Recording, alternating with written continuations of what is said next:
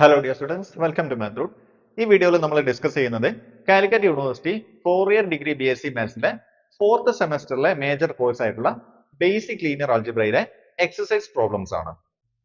Exercise 30, find the matrix of the quadratic form. നമുക്കിവിടെ quadratic form തന്നിട്ടുണ്ട്. ഇതിന് corresponding ആയിട്ടുള്ള മെട്രിക്സ് നമ്മൾ ഫൈൻഡ് ചെയ്യാം.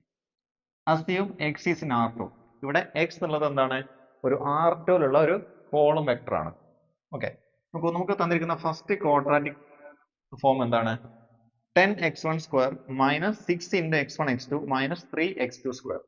നിങ്ങൾ സിമ്പിൾ ആയിട്ട് മനസ്സിലാക്കേണ്ടത് എക്സ് R2ലാണെന്ന് തന്നാൽ മീനിങ് നിങ്ങൾക്ക് കിട്ടുന്ന മെട്രിക്സ് ഒരു 2/2 മെട്രിക്സ് ആയിരിക്കും.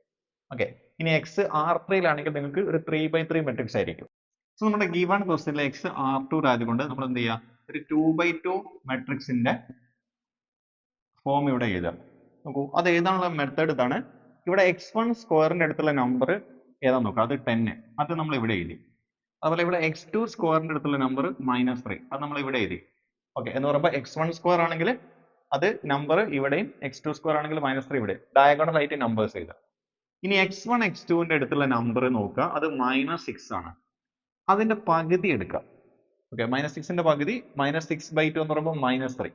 അത് നമ്മൾ ഇവിടെ എഴുതാം, ഇവിടെ എഴുതാം. ഓക്കെ, ഇങ്ങനെയാണ് നമുക്ക് 10 -3 -3 -3 എന്നുള്ള ഈ മെട്രിക്സ് കിട്ടുന്നത്.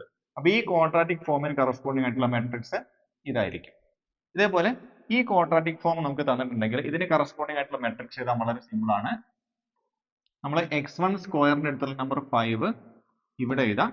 ഇതിൽ x2 സ്ക്വയറിന്റെ നമ്പർ ഇല്ല എന്ന് പറഞ്ഞാൽ മീനിങ് ആ നമ്പർ 0 ആണ്. അപ്പൊ 0 എഴുതാം.